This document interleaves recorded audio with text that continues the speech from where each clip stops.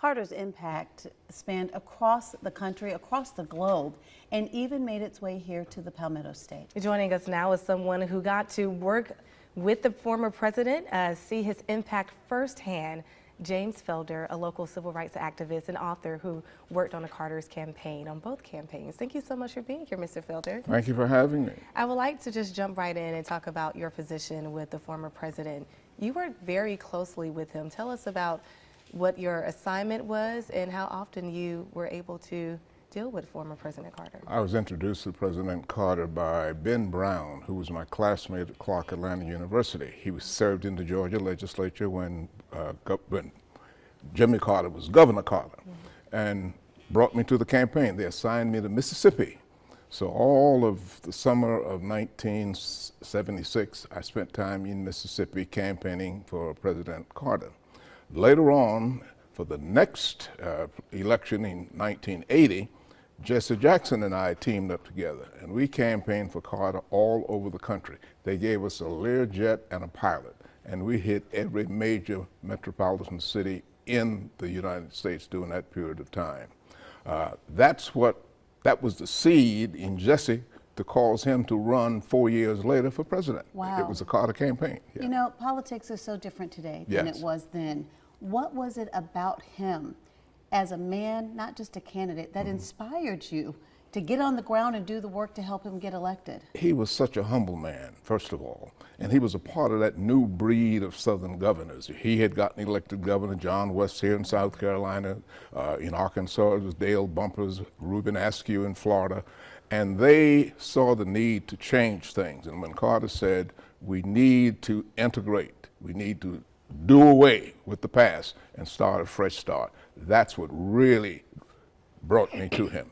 Wow. Great man, morals, integrity, you name it, he was it. And for context, you know, this is during a time in 1976, during the aftermath of the Watergate scandal. It forced President Richard Nixon to become the first president to resign from the office. How did former President Carter handle that pressure with knowing that he had to run a campaign considering Watergate? There was a lot of pressure on him.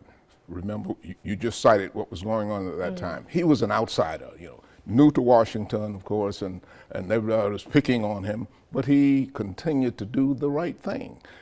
Jimmy Carter appointed 22 black federal judges in one day, in the same day in 1977. One of them was Judge Matthew Perry. Wow. He was among that crowd. Yeah. Prior to that, there had only been 8 black federal judges from George Washington to Gerald Ford. He did that in one single day. He went on to appoint some 60 federal judges during his 4-year tenure. He was that kind of person. He reaching out for women. He supported the ERA amendment. He changed the military. They did away with that all whack unit and brought male and females together for training. So he did all of that. Yeah. You know, in our morning editorial meeting, our news director mentioned the fact that his wife, Rosalind, was very involved. You know, and you talk about women's rights and being involved in the political landscape and, you know, things that have been of such debate over the years. But also I saw a lot of interesting comments on social media today. I saw one person say, my generation was taught to hate Jimmy Carter, we were conned. You know, they see him in a different light now. I saw someone else say, he wasn't a great politician, but he was a great man. And, you know, thinking back on his presidency, he did face a lot of criticism. But what do you think his lasting legacy will be?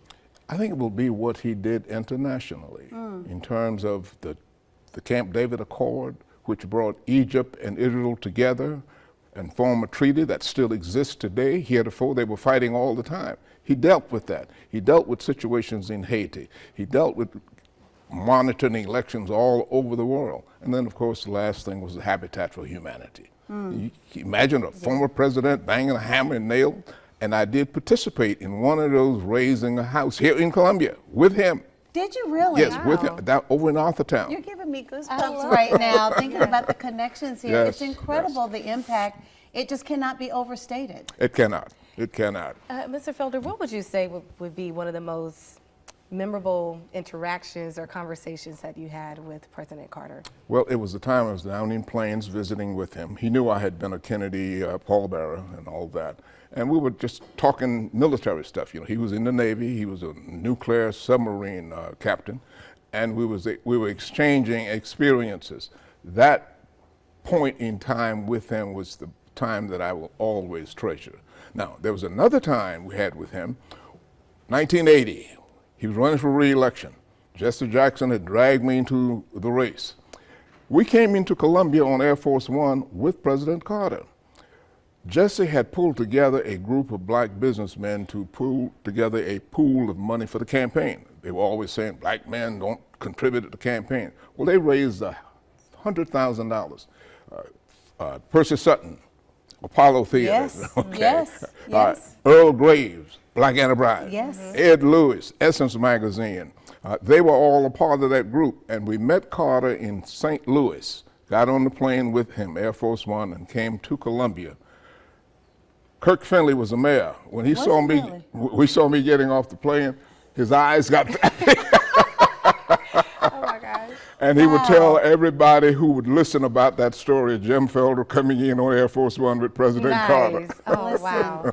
we are so grateful for you coming in and sharing these memories with us. I mean, really living history to reflect on this incredible life that has had such a tremendous impact on Yes. people literally around the globe. And you mentioned the Camp David Accord. I was sharing a story with our newsroom this morning about the fact that when things fell apart and they were hardly even speaking to each other, Correct. in the documentary it says that he took photographs signed, and he didn't sign them Jimmy Carter. He signed with love and put the names of the granddaughters of the Israeli prime minister. And he said, you know what, let's give it another try. And So all about Malcolm the Begin people. cried. Yes, cried. when that- And, he yes, cried and he when cried that too. happened. Yeah. Listen, thank you so much. Thank you so Thank much. you This This is for having wonderful. me. We'll be checking back in with you as we Okay. celebrate the life and legacy of the former president, Very good. Jimmy Carter. We'll be right back.